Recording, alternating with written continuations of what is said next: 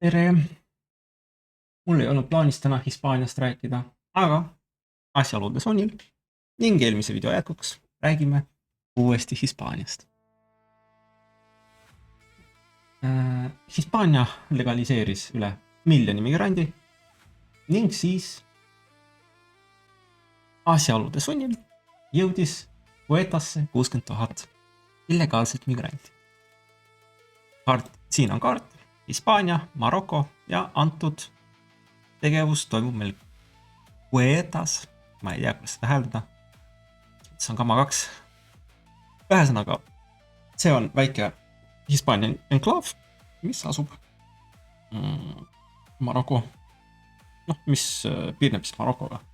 Aga mõni nädal tagasi otsustas siis Hispaania regulariseerida üle 1 miljoni inimese, kes olid riigis elanud ilma seadusliku elamisloata. Valitsuse ametlik seletus oli, et need inimesed on juba Hispaanias. Paljud töötavad, aga teevad seda nii-öelda varimajanduses. Seega olevat mõistlikum anda neile elamis- ja tööluba, koguda neid makse ning integreerida nad ametliku süsteemi. Nüüd, vaid mõni nädal hiljem, jõudis Hispaania Põhja-Aafrikas asuvasse Ceuta 1-2 päeva jooksul hinnanguliselt 50-60 000 inimest. Illegaalset migranti. Pedro Sánchez, kelle valitsus oli äsja rääkinud Hispaania avatusest ja migratsiooni majanduslikust kasust, nimetas toimunud nüüd Hispaania territoriaalse terviklikkuse rikkumiseks. Hispaania saatis kohe kohale sõjaväe, kiirendas tagasisaatmisi ja hakkas arutama seadusmuudatusi, mis võimaldaksid inimesi tulevikus kiiremini välja saata. Euroopa Komisjoni president Ursula von der Leyen, teeme selle postituse lahti, teatas omakorda, et ohtlikud piiriületused tuleb kohe peatada ning tagasisaatmised peavad olema kiired. Mõne nädalaga liikus poliitiline keel, seega õiglaselt ja nii-öelda kaasamiselt tagasi piiridele, suveräänsusele ja tagasisaatmisele. Juriidiliselt ei pruugi siin olla vastuolu, poliitiliselt ja kommunikatsiooniliselt on vastuolu siiski raske mitte märgata. Küsimus pole ainult selles, miks inimesed Ceutasse tulid. Palju huvitavam on see, miks muutus Euroopa poliitiline suhtumine nii kiiresti ja miks võib üks sisserändaja olla ametlikus kõneprugis majanduslik võimalus, teine humanitaarne kohustus ja 3. juba geopoliitiline relv. Aga mis siis Ceutas juhtus? Ceuta on Hispaania autonoomne linn Põhja-Aafrika rannikul, nagu kaardil näete. Siin on Ceuta.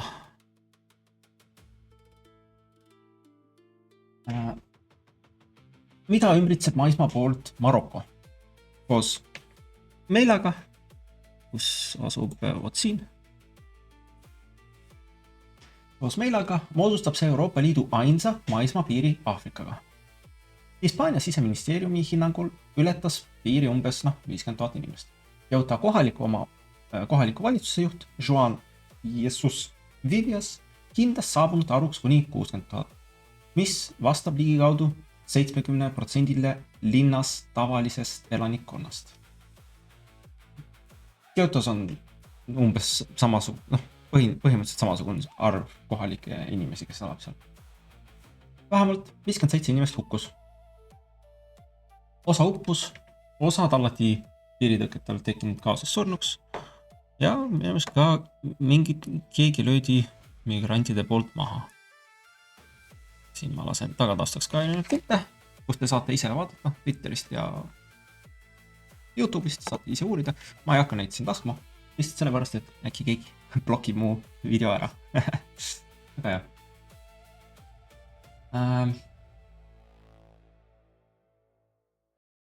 Hispaania andmetel oli järgmise päeva õhtuks ligikaudu 48 000 inimest Marokosse tagasi läinud.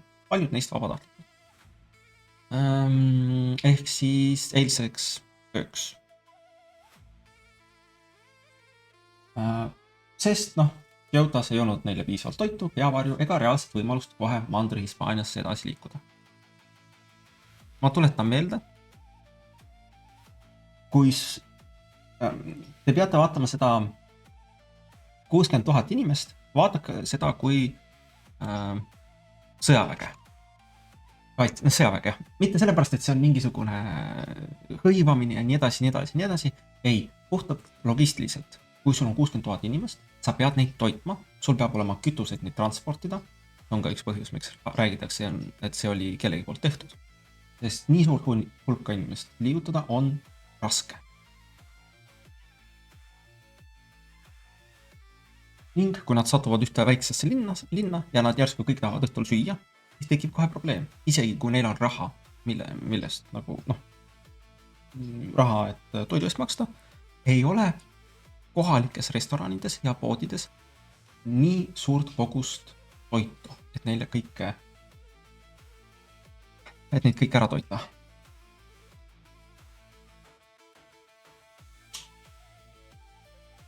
Aga jah, see viimane detail on tähtis, et neil ei ole piisavalt toitu, peavarju ja võimalust kohe Mandri-Hispaaniasse edasi liikuda.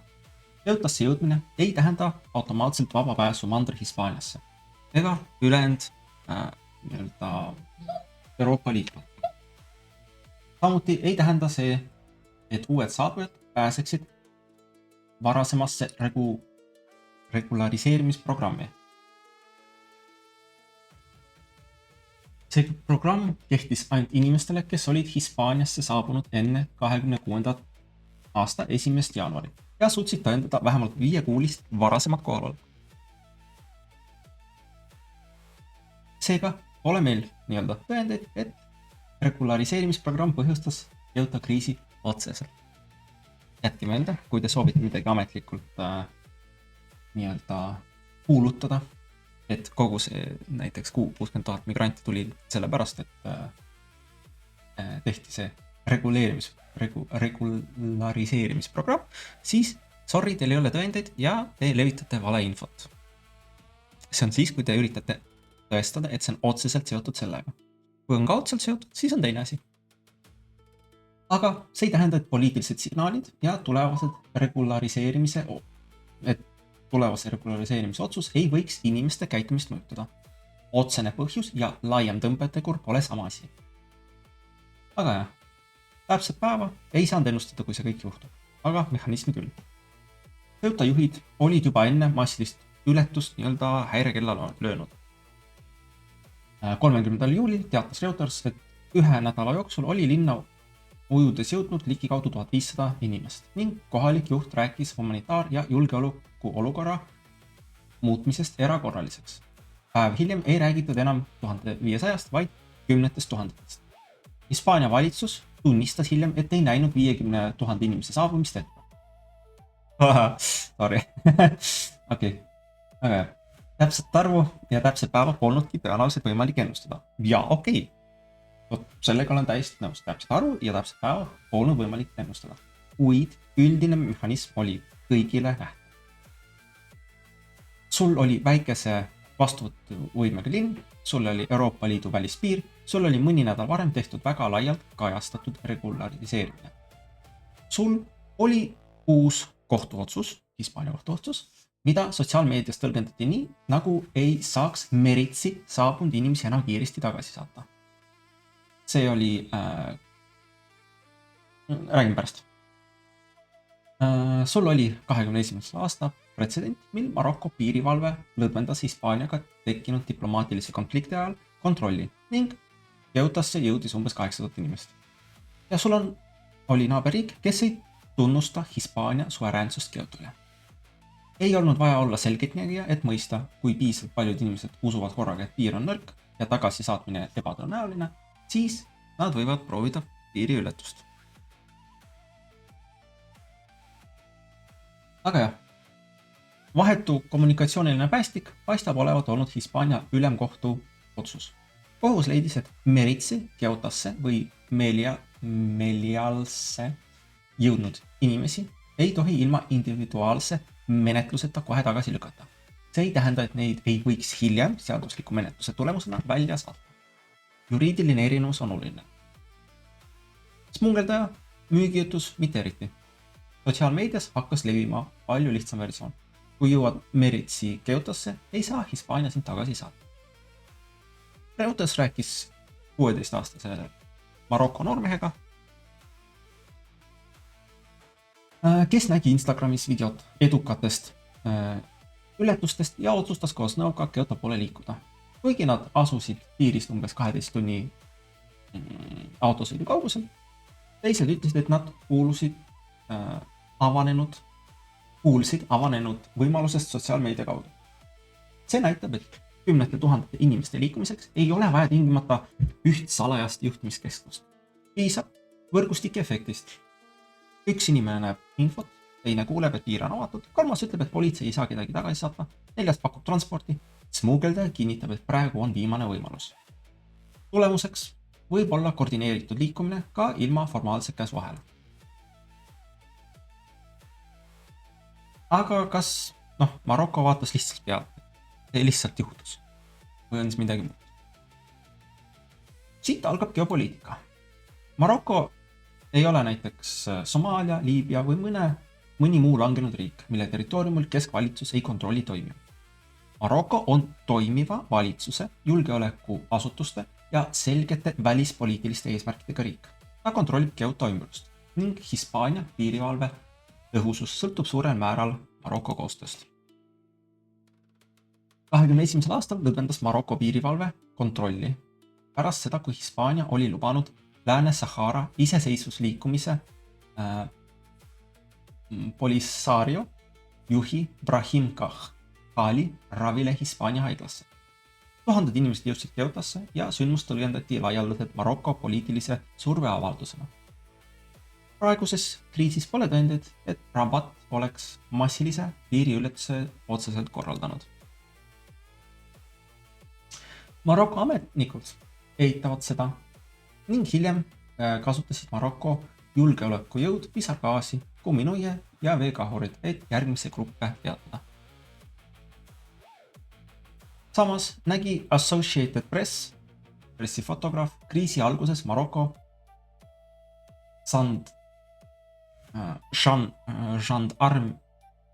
gendarmeid. See on mingi spetsiifiline piirivalve ja politseitüüp. Gendarmeeria on seal prantslastel, bulgaarlastel ja mõnes kohas veel. Ühesõnaga, Maroko gendarmeeria seismats käed risti samal ajal, kui tuhanded inimesed nende lähedalt Kyoto suunas liikusid. Reutersi küsitletud analüütikud juhtisid tähelepanu Hispaania peaministri hiljutisele avaldusele Alžeeriasse ning Hispaania parlamendi otsusele lihtsustada osade saharlaste järeltulijate kodakondsust. Mõlemad sammud võisid Rabatit ärritada. See ei tõesta operatsiooni aga pretsedent on olemas ning Marokol on vahend, mida Hispaanial on väga raske ignoreerida. Rabat ei pea andma käsku, laske 60 000 inimest üle piiri. Mõnikord piisab sellest, et kontroll on mõneks tunniks üllatavalt ebaefektiivne. Geopoliitikas võib tegemata jätmine olla sama kasulik kui otsene tegevus. Aga miks somaallane sobib ja marokolane äkki ei sobi? Seda küsimust esitatakse sageli provokatiivselt, kuid selle taga on päris mehhanism. Euroopa poliitilises keeles kujutatakse Somaaliast või mõnest teisest konfliktist ja vaesusest räsitud riigist saabuvad inimesed eelkõige humanitaarse subjektina. Ta on põgenik, varjupaiga taotleja ja haavatav migrant. Tema päritoluriigil pole tavaliselt võimet kasutada tema liikumist Euroopa vastu koordineeritud survevahendina. Maroko puhul on olukord teine. Siin ei räägida ainult individuaalsest inimesest, kes otsib paremat elu. Räägitakse massilisest liikumisest otse toimiva naaberriigi territooriumilt Hispaania linna, mida Maroko ise Hispaania legitiimse osana ei tunnista. Seetõttu muutub humanitaarküsimus kiiresti suveräänsusküsimuseks. Mitte sellepärast, et marokolase elu oleks vähem väärtuslik kui somaallas oma, vaid sellepärast, et ühe taga nähakse langenud riiki ja teise taga riiki, kellel on territoorium, piirivalve, diplomaatilised nõudmised ja võimalus migratsioonivoolu teadlikult mõjutada. See selgitab, miks samad Euroopa institutsioonid, kes räägivad tavaliselt solidaarsusest, inimõigusest ja vastuvõtukohustusest, hakkasid Kyoto puhul rääkima territoriaalsest terviklikkusest, kiiretest tagasisaatmistest ja piiride puutumatusest. Kui rändaja on ainult humanitaarküsimus, räägitakse õigustest, kui rändajast saab teise riigi võimalik surevahend, meenub äkki ka piir. Põhimõte pole tingimata vale, aga tasub märgata, kui kiiresti muutub moraalne keel geopoliitiliseks keeleks. Probleemi põhjustasid kuritegelikud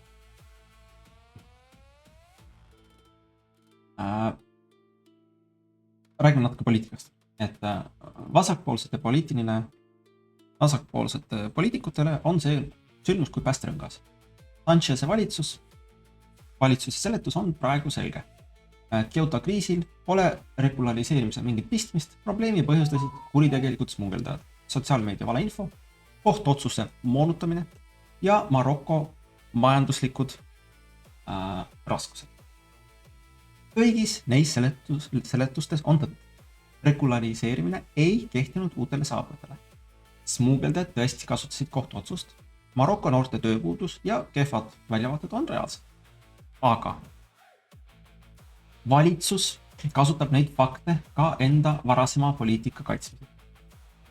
Sest kui Sanchez tunnistaks, et laialt kajastatud regulariseerimine võib luua ootuse tulevaseks regulariseerimiseks, peaks ta tunnistama, et poliitikal on lisaks soovitud tagajärgedele ka tõmbetegu. Palju mugavam on jagada migratsiooni 2 täiesti eraldatud kastiks. Seaduslik ja kasulik migratsioon ning ebaseaduslik migratsioon, mida põhjustavad ainult kurjategijad ja valeinfo. Päris maailmas pole eraldus nii puhas. Inimene võib tulla ebaseaduslikult just seetõttu, et usub, et piisavalt kaua riigis püsimine muudab ta ühel heal päeval seaduslikuks elanikuks. Ei tähenda, et iga regulariseerimine põhjustab kohe uue laine. See tähendab, et iga selline otsus mõjutab ootusi ning poliitik peab sellega arvestama. Parempoolsetele on see ka ideaalne kampaania materjal. Parempoolsed said Kyotost omakorda peaaegu täiusliku poliitilise pildi. 10 000 inimesed liiguvad üle piiri, sõjavägi tänavatel, suletud ettevõtted, hukkunud, kohalikud elanikud on vihased ja seda kõike vaid mõni nädal pärast seda, kui vasakpoolne valitsus tähistas üle 1 miljoni inimese regulariseerimise. Hispaania parepoolsed nõudsid välismaalaste seaduse muutmist, Sanchez'e kiiret ilmumist parlamenti, Frontexi kaasamist ja olukorra käsitlemist riikliku julgeoleku küsimusena. Vox kasutas veel karmimat keelt. Donald Trump nimetas toimunud invasiooniks ning USA välisministeerium väitis, et kriis oli Hispaania valitsuse poliitika otsene tulemus. Itaalia välisminister Antonio Tajani süüdistas Hispaania regulariseerimist inimkaubanduse julustamises. Ka siin töötab poliitiline valikuline nägemine. Parempoolne narratiiv tahab, et üks sündmus tõestaks kogu nende maailmapilt. Regulariseerimine toimus, seega põhjustas see 60 000 inimese saabumisel. Aga seda otsest põhjuslikku seost pole tõestatud. Samuti läks valdav osa saabunutest kiiresti tagasi. See on tähtis tähelepanek. Ning ükski neist polnud kriisi esimesse päeva lõpuks Mandri-Euroopasse jõudnud. Viimaste andmete järgi enamus on tagasi läinud ja ainult 10 000 on vist seal kautas alles, mis on nagu nii suur arv, ma saan aru sellest. Aga see paistab tõesti olevat selline olukord, kus levitati infot, inimesed läksid kohale, lootused saab ja tuli välja, et ei saanud, siis läksid nad koju tagasi. Aga see ei tähenda, et nad ei teinud kahju, et inimesed ei surnud, et majanduslikku kahju polnud, et moraalset kahju polnud ja et inimesed ei karda oma elu pärast, kes seal elavad.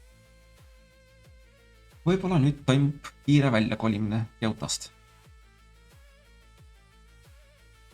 Aga parempoolsed vähendavad kohtuotsuse, Maroko tegevuse ja sotsiaalmeedia rolli, sest nende poliitiline sõnum vajab ühte lihtsat süüdlast. Avatud piiride vasakpoolset valitsust.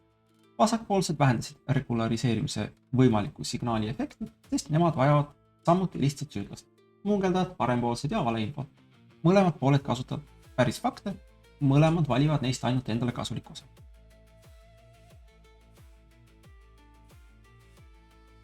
Naised, lapsed või noored mehed, ma jätan selle pildi, see on väga hea, et sama võitlus toimus meedias. Osa kajastustest tõstis esile perekonnad, naised ja saatjata alaealised.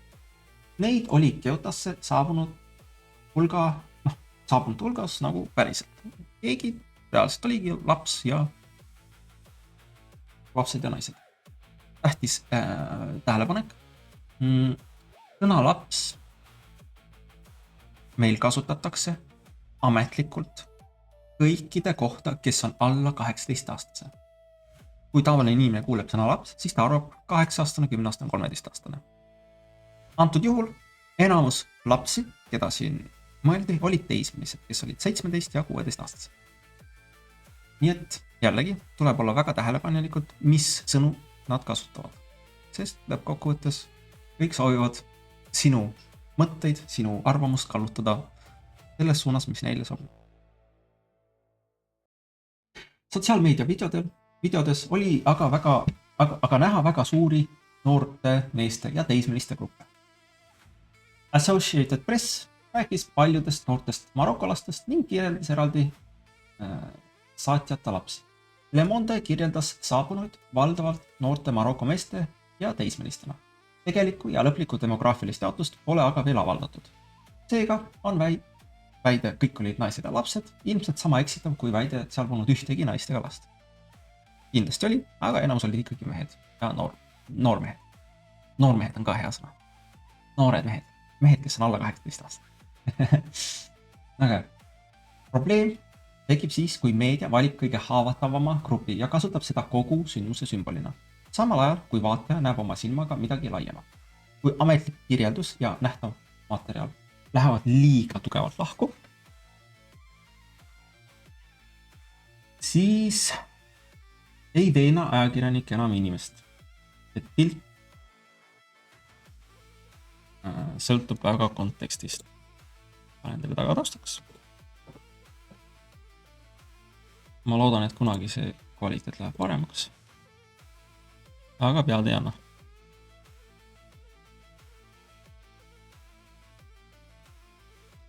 Ühesõnaga, selline erinevus ametliku ajakirjanduse ja sotsiaalmeedias levivate videode tõttu õpetatakse inimestele, et kontekst, kui seda räägib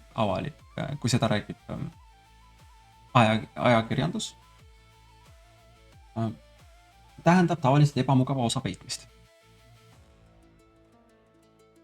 Ja nüüd veel üks küsimus, et kas kõik on jälle Vene propaganda? Ukraina välisminister, ma ei hakka seda panema, aga Ukraina välisminister Andrii Šõbiha teatas, et Venemaaga seotud meediavõrgustik kasutas Keuta pilte Euroopa destabiliseerimiseks. Tema sõnul avaldasid RT, Pravda ja nendega seotud kanalid lühikese aja jooksul üle 1500 Keuta käsitleva loo. See on täiesti usutav.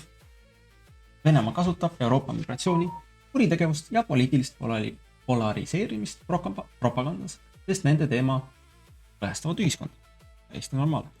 Aga kiiresti otsin, võib-olla leian. RT. Nii. See on mingi Liiganet. RPC Ukraina.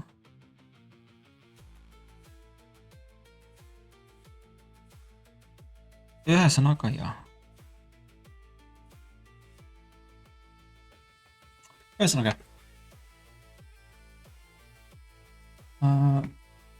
Aga siin on väga oluline vahe. Venemaa võib päris sündmust ära kasutada. See ei tähenda, et sündmus ise oleks välja mõeldud. Propaganda ei pea leiutama 60 000 inimest, piisab, kui ta valib kõige dramaatilisemad pildid, lisab vale konteksti, suurendab paanikat ja väidab, et Euroopa on täielikult kokku varisenud. Samas ei tohi Vene propaganda muutuda vahendiks, millega kuulutatakse ka aus kriitika automaatselt vaenulikuks mõjutustegevuseks. Kui Moskva näitab päris videot, ei muutu video selle tõttu võltsinguks. Küsimus on selles, millise järelduse ta videole külge paneb. Vanasti nimetati ebamugavat juttu riigivastaseks propagandaks. Tänapäeval nimetatakse seda sageli välisriigi narratiiviks. välisriigi mõju võib olla päris, aga silt võib olla ka väga mugav viis vältida küsimust, miks päris pildid üldse nii poliitiliselt plahvatusohtlikuks muutusid. Kyoto kriis näitas ka seda, kui kiiresti Euroopa solidaarsus lõpeb, kui liikmesriigid kardavad, et probleem võib nende territooriumile edasi liikuda. Issand jumal, siin on päris kehva.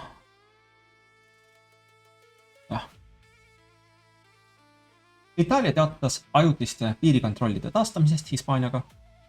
Prantsusmaa lubas Hispaania piiril politseinike arvu viiekordistada ning tugevdada rongi- ja õhuseiret.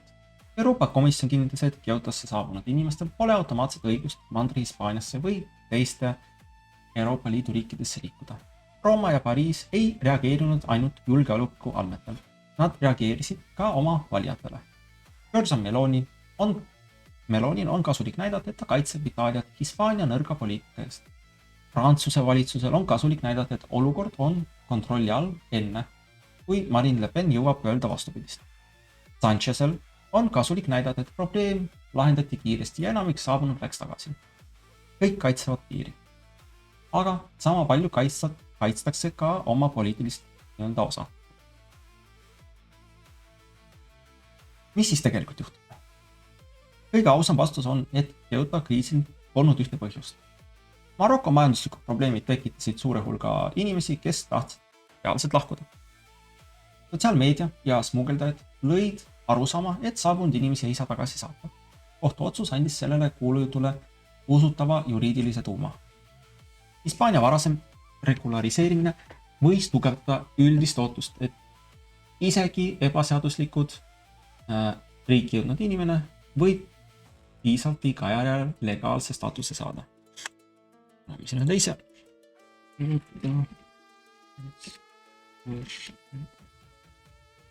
Natukene näitame siis, mis toimus.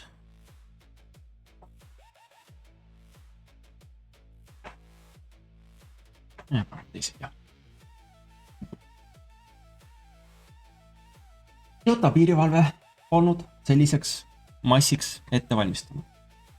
Maroko võimude esialgne passiivsus tekitas vähemalt põhjendatud kahtluse, et Rabat oli valmis laskma Hispaanial mõnda aega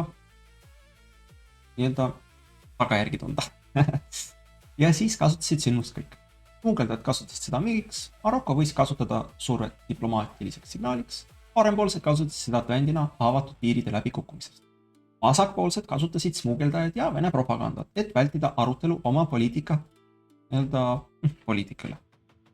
Uudistekanalid valisid pildid, mis sobisid nende publikule ja Euroopa riigid taastasid piirikontrolli, et näidata oma valijatele, et kellegi teise poliitika ei muutu nende probleemiks. Hinna maksid Kyoto elanikud, Hispaania maksumaksja ning inimesed, kes uskusid, et mõne tunnine ujumine võib nad paremasse ellu viia. Aga lõpetuseks. Kyoto ei tõesta, et Hispaania regulariseerimine põhjustas automaatselt 60 000 inimese piiriületuse, aga Kyoto tõestab midagi laiemat. Migratsioonipoliitika ei eksisteeri ainult seaduse tekstis. See eksisteerib ka inimeste ootustes, naaberriikide kalkulatsioonides, smugeldajate reklaamis, erakondade kampaaniates ja sotsiaalmeedia videodes.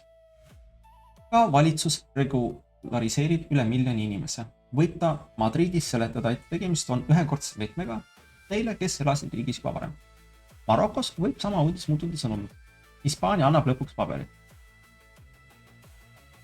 Kui kohus ütleb, et meriti saabunud inimese juhtumit tuleb individuaalselt menetleda, võib jurist kuulda menetluslikku garantiid. Smugeldaja kuuleb, et inimesi ei saadeta kohe tagasi.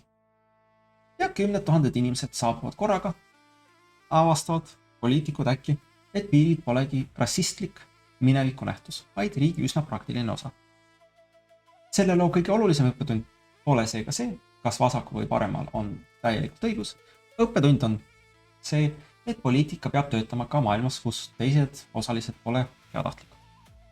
Naaberriik võib kasutada sinu haavatust. Smugeldaja võib sinu seadust moonutada. Vastaspool võib sinu kriisi kampaaniaks muuta. Venemaa võib sinu päris probleemi propagandaga võimendada. Ja meedia võib ebamugava terviku asemel näidata ainult seda osa, mis sobib tema moraalse narratiiviga. Humanitaarne poliitika, mille kõrval puudub usutav piir ja kiire tagasisaatmise mehhanism, ei jää kauaks ainult humanitaarseks poliitikaks. Sellest saab majanduslik stiimul, sisepoliitiline relv ja lõpuks geopoliitiline haavatus. Hispaania tahtis näidata, et tema migratsioonipoliitika on ülejäänud Euroopast avatum ja inimlikum.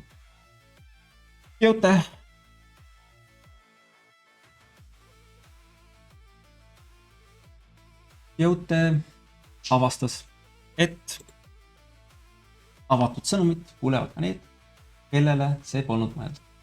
Ja nagu selliste asjadega tihti juhtub, kohtus väga ilus põhimõte, ideoloogia ja maailmavaade ühel hetkel päriseluga. Ja päriselu tuli seekord ka üle piiri. Üks väike kõrvalepõlge. Ilmselt antud sündmust kasutatakse Euroopas sotsiaalmeedia piiramiseks, et nad ei levitaks valeinfot ja et põhjendavad ilmselt seda sellega, et Venemaa kasutas seda propagandana, et sotsiaalmeedia peab rohkem vastutust võtma ja nii edasi.